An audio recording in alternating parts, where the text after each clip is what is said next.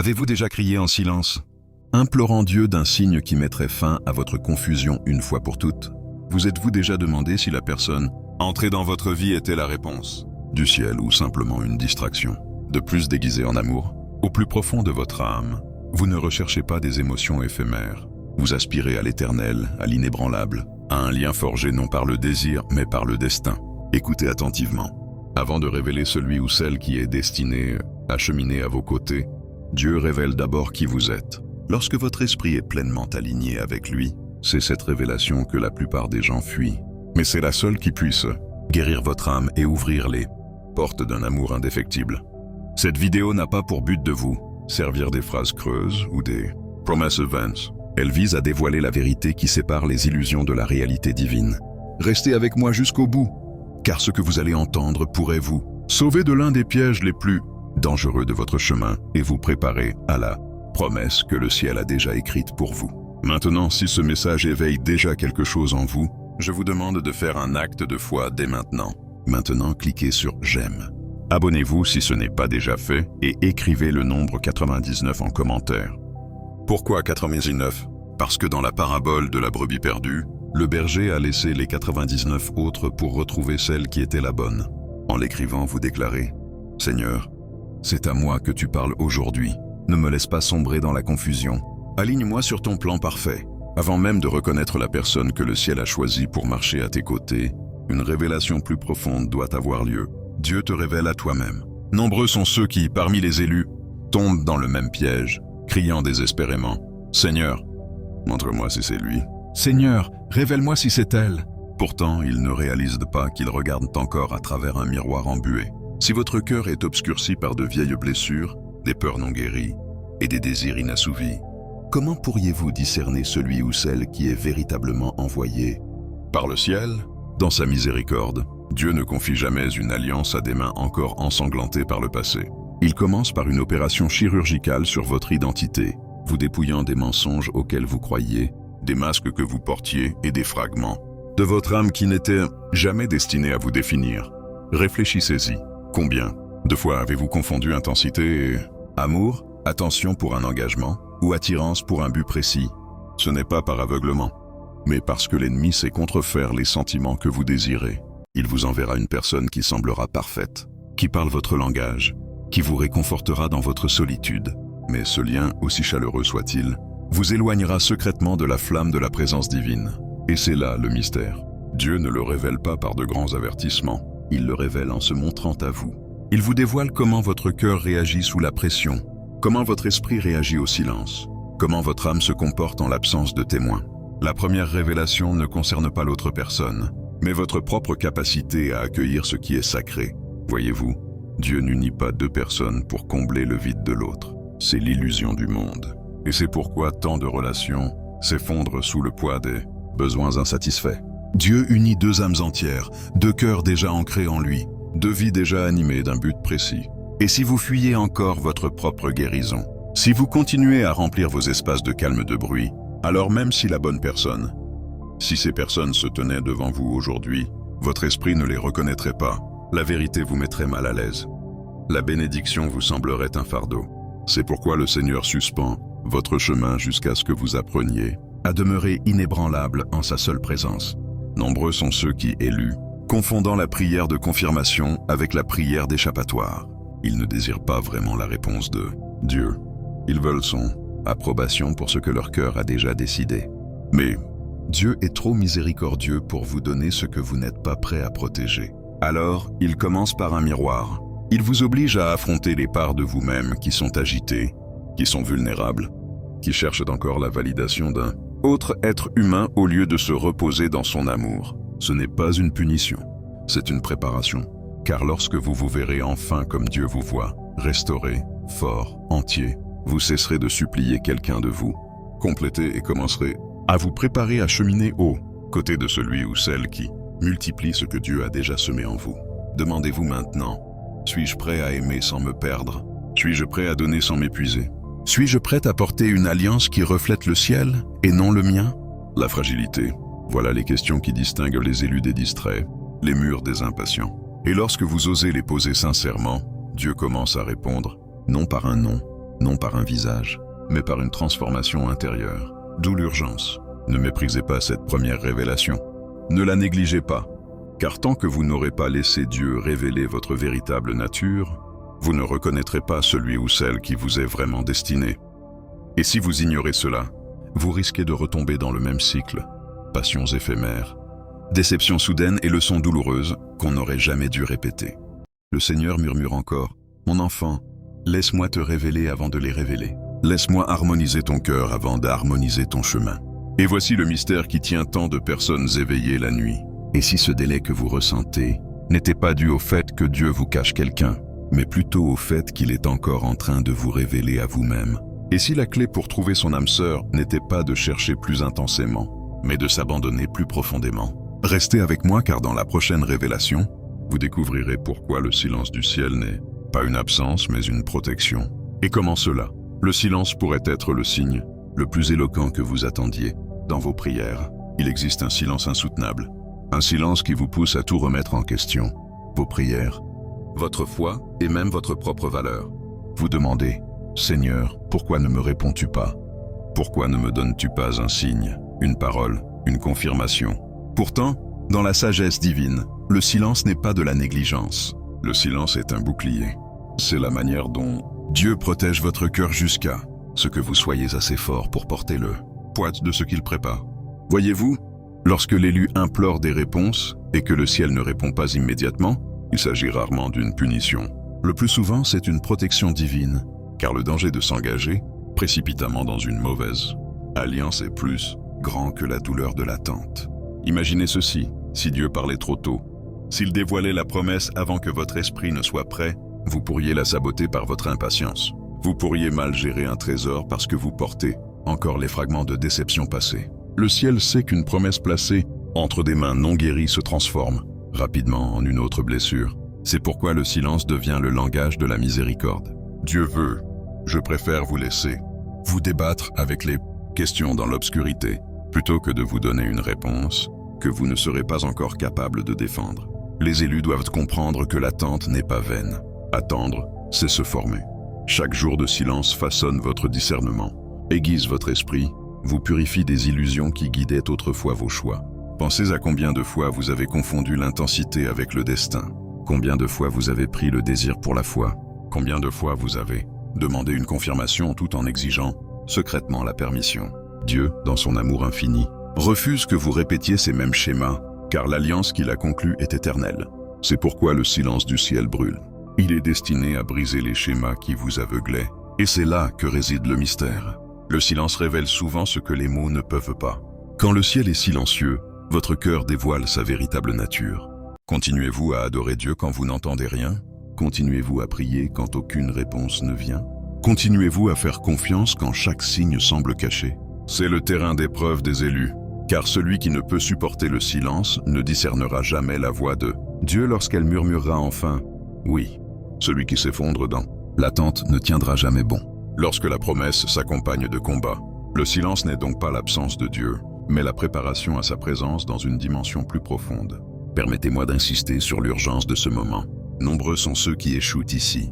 Ils confondent silence et rejet, persuadés que Dieu les a abandonnés. Alors, ils se tournent vers de fausses confirmations, des personnes qui flattent leur vide intérieur, des voix qui alimentent leur impatience, des distractions qui semblent être des réponses, mais ne sont que des pièges. C'est pourquoi le ciel vous protège par le silence, car même vos propres désirs peuvent vous trahir s'ils l'emportent sur votre discernement.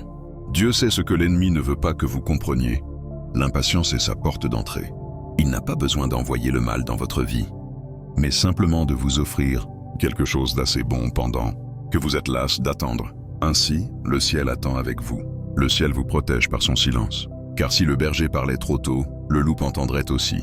Le silence vous cache. Le silence vous abrite. Le silence vous donne le temps de surmonter les faiblesses même qui vous ont autrefois façonné. Dans ce lieu paisible, tu découvres que ta valeur ne dépend pas de la confirmation d'autrui. Elle dépend de la présence de Dieu lui-même. Et une fois cette vérité comprise, tu cesses de mendier des signes. Tu acquiers une force que nulle tromperie ne peut manipuler. Et lui, ne méprise pas cette période. Le silence n'est pas ton ennemi, il est ton armure.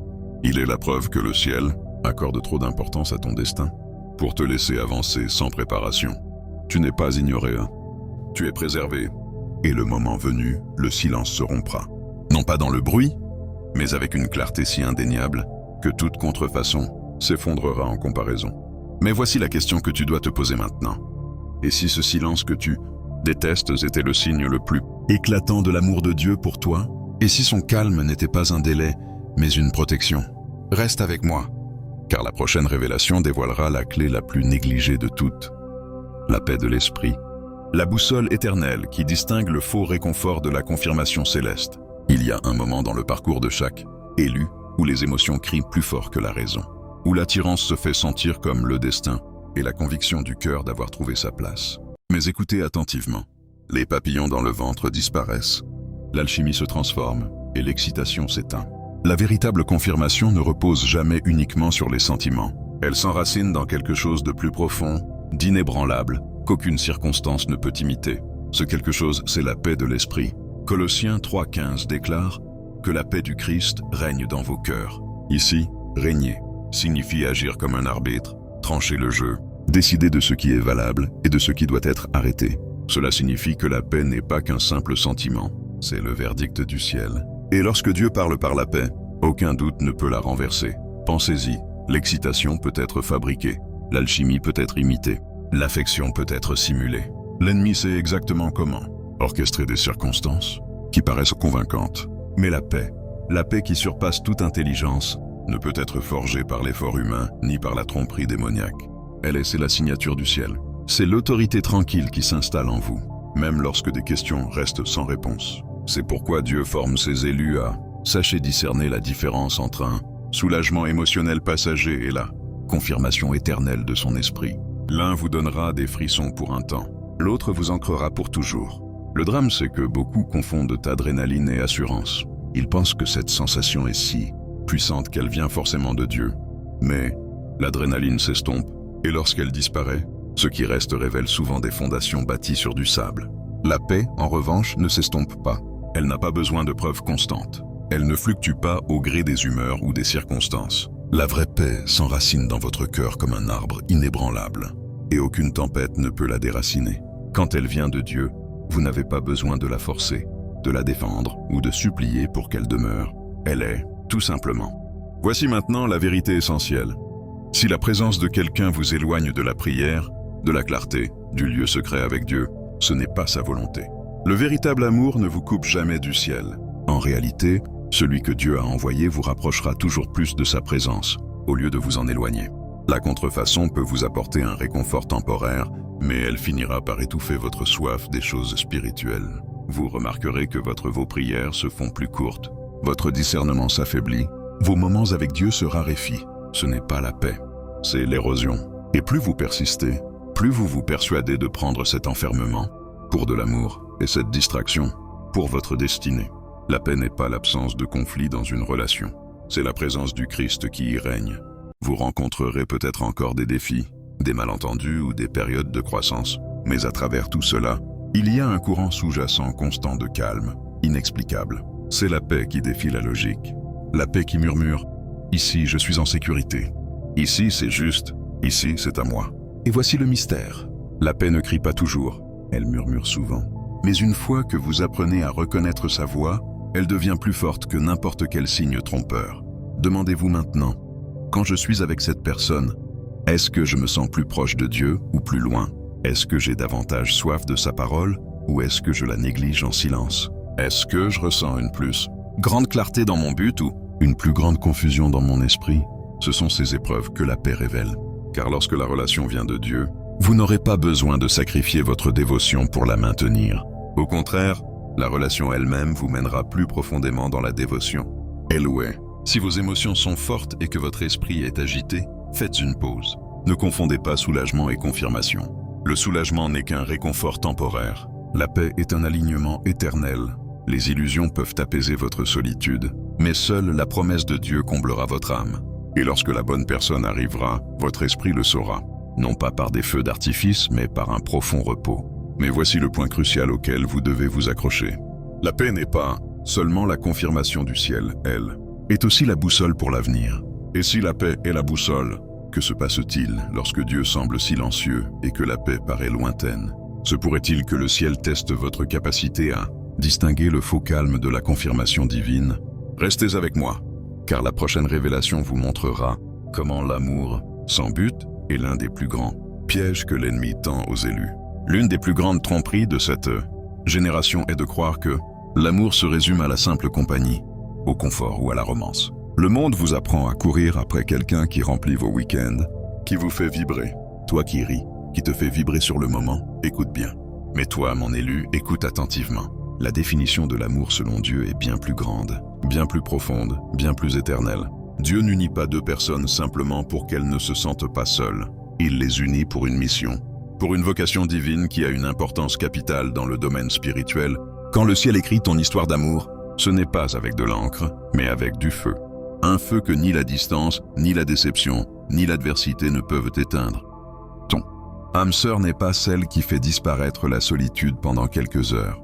Ton âme sœur est celle qui se tient à tes côtés quand le monde tente de briser ton esprit et qui murmure « Souviens-toi de qui tu es, souviens-toi de celui qui t'a appelé, souviens-toi de la mission que Dieu a placée entre tes mains. » Voilà la différence entre les relations terrestres et les alliances célestes. La mauvaise personne épuisera ton attention et te détournera de ta vocation. La bonne personne, celle que Dieu a choisie, décuplera ta force et illuminera ta raison d'être. Elle ne rivalisera pas avec ta relation avec Dieu, elle la nourrira. Le véritable amour, celui que le ciel, l'ordination, ce n'est pas seulement une question de sentiment. C'est ce que vous construisez, ensemble pour le royaume de Dieu. C'est prier ensemble, quand tout s'écroule autour de vous. C'est se promettre fidélité lorsque le découragement vous assaille. C'est mener les combats, non pas l'un contre l'autre, mais côte à côte, bouclier levé et foi inébranlable. La personne que Dieu a choisie pour vous n'est pas simplement un compagnon. C'est un guerrier, un partenaire dans la mission. Quelqu'un qui reconnaît que votre union n'est pas motivée par un gain égoïste, mais par un impact éternel. Voyez les choses ainsi. Lorsque Dieu envoie la bonne personne, sa présence ne vous détourne pas de votre destinée, elle l'accélère. Soudain, vous ne marchez plus, vous courez, vous ne croyez plus, vous triomphez. Vous ne vous accrochez plus à la foi, vous la fortifiez. Cette personne verra la vision que Dieu vous a donnée et, au lieu de la tourner en ridicule ou de la minimiser, elle la nourrira, priera pour elle et vous la rappellera lorsque vous voudrez abandonner. Voilà l'amour au service d'un but. Voilà l'amour que le ciel reconnaît. Et c'est là que réside le danger. L'ennemi cherchera toujours un « il ne faut pas contrefaire ce genre d'amour ». Il enverra des personnes qui semblent vous soutenir, mais qui, en secret, sapent votre mission. Qui prononcent des paroles spirituelles, mais manquent de soif spirituelle. Qui promettent l'engagement, mais fuient dès que le combat devient sérieux. C'est pourquoi le discernement est essentiel. Si une relation affaiblit votre vie de prière, étouffe votre adoration ou vous détourne de l'appel de Dieu, elle n'est pas conforme au dessein du ciel, aussi agréable soit-elle sur le moment. Élu, vous devez vous demander, cette personne me rapproche-t-elle du trône de Dieu ou m'en éloigne-t-elle? Ravive-t-elle la flamme qui brûle en moi ou cherche-t-elle à l'éteindre? Rêvons-nous ensemble des promesses de Dieu ou ne courons-nous qu'après les distractions terrestres? Ce ne sont pas des questions anodines. Elles tracent la ligne de démarcation entre l'alliance véritable et la contrefaçon, l'amour qui est en accord avec le dessein divin ne paraîtra pas toujours glamour aux yeux du monde. Il ne correspondra pas toujours au scénario de film ou au fantasme de la culture, mais il possédera une force inébranlable. Lorsque Dieu unit deux personnes pour sa mission, leur lien devient indissoluble. Non pas parce qu'elles ne rencontrent jamais d'épreuves, mais parce que chaque épreuve est une épreuve. L'épreuve les purifie et en fait des instruments plus grands pour sa gloire. Et voici le mystère. Lorsque deux élus s'unissent sous la bannière d'une vocation commune, leur amour transcende la simple romance. Il devient une arme contre les ténèbres. Mais voici l'avertissement urgent.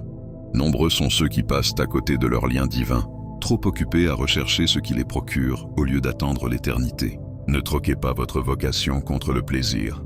Ne troquez pas votre mission contre une affection passagère. Car lorsque vous rencontrerez la bonne personne, vous comprendrez que la véritable joie de l'amour ne réside pas dans l'adoration, mais dans l'harmonie. Laissez cette pensée méditer en vous.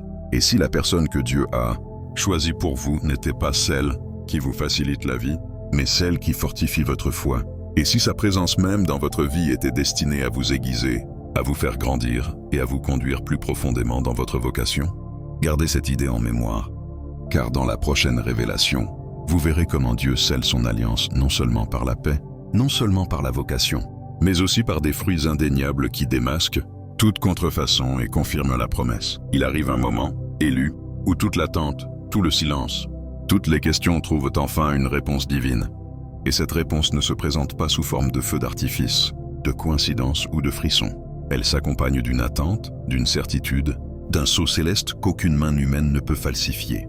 Le moment venu, l'Esprit de Dieu confirme l'alliance d'une manière qui transcende les émotions, car les émotions fluctuent, tandis que la confirmation divine demeure inébranlable.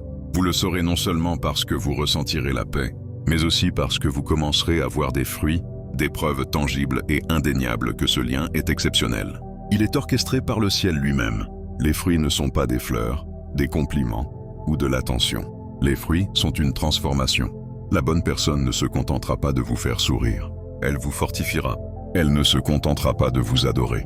Elle vous appellera à vous élever spirituellement. Sa présence n'appauvrira pas votre vie de prière. Elle l'enrichira. Soudain, vous vous surprendrez à prier davantage, et non moins.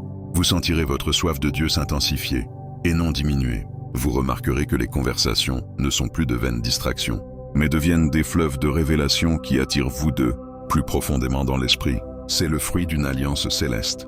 Et voici ce que vous devez comprendre. L'élu ne cherche pas quelqu'un pour combler son vide. Le vide attire les contrefaçons. Le désespoir attire les distractions.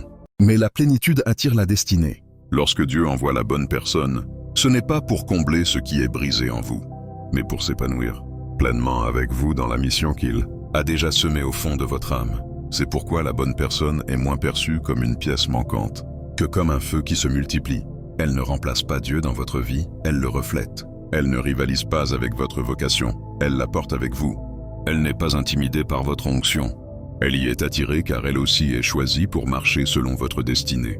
Mais soyez vigilants, car l'ennemi connaît bien ce principe. Il tentera de dissimuler des contrefaçons sous couvert d'alliance. Il enverra des personnes qui semblent vous soutenir mais qui, secrètement, vous éloignent de votre autel. Il enverra des voix qui encouragent votre confort, mais qui affaiblissent votre vocation. Et si vous ne recherchez que la paix sans fruit, vous risquez d'être trompé. C'est pourquoi vous devez discerner la différence. La paix qui vient de Dieu portera toujours des fruits qui le glorifient. Si une relation vous pousse à servir, à prier, à rêver en accord avec le ciel, c'est un fruit. Si elle engendre des compromis, de la confusion ou de la complaisance, c'est de la corruption. Une véritable alliance céleste ne se contente pas de vous faire sentir aimé. Elle vous rend plus efficace pour le royaume. Elle aiguise votre esprit. Elle remet en question votre confort. Elle confronte vos faiblesses avec amour, mais refuse que vous vous contentiez de moins que votre vocation. Et voici la révélation. Parfois, la bonne personne ne rendra pas votre vie plus facile, mais elle la rendra plus sainte. Parfois, la bonne alliance ne fera pas disparaître vos combats, mais elle vous garantira de ne jamais les mener seuls. Car Dieu n'unit pas deux personnes simplement par amour. Il les unit comme une stratégie céleste contre les ruses des ténèbres. Élu, ouvre les yeux. Regarde au-delà des apparences. Regarde au-delà des mots. Demande-toi, cette personne me rend-elle plus en harmonie avec Dieu après chaque rencontre? Encourage-t-elle mon esprit même lorsqu'elle confronte mes défauts? Me rappelle-t-il mon destin quand j'ai envie de donner? Est-ce que votre mission vous anime plutôt que de chercher à occuper le centre de votre monde? Si oui, alors vous vous tenez sur un terrain sacré.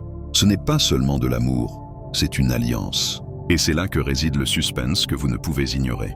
Lorsque Dieu confirmera l'alliance, vous ne le ressentirez pas seulement, vous le verrez, vous le vivrez, et vous en porterez les fruits.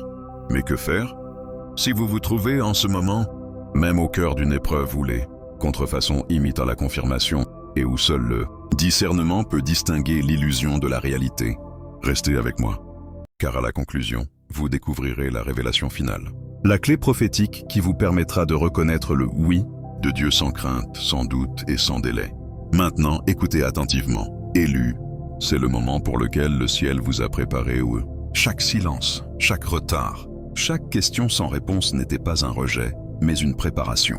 Dieu ne veut pas que vous soyez enchaînés à des cycles de tromperie, perdus dans des illusions qui vous épuisent spirituellement, ni liés par des chaînes qui affaiblissent votre âme. Il veut que vous soyez libre.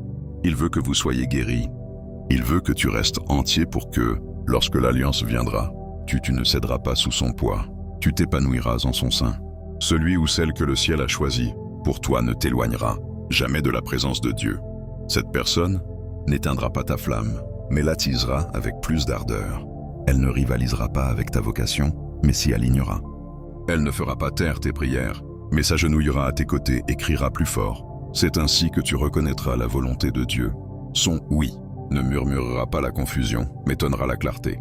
Tu n'auras pas besoin de la forcer, de la supplier, de la poursuivre. Elle viendra revêtue de paix, couronnée de desseins et portant des fruits qui témoignent du ciel lui-même. Et voici ta mission prophétique.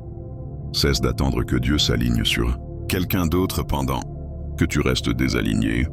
Laisse-le d'abord aligner ton cœur, car l'alignement ouvre des portes que le désespoir gardera toujours fermées. L'histoire d'amour écrite pour toi n'est pas fragile, elle est éternelle.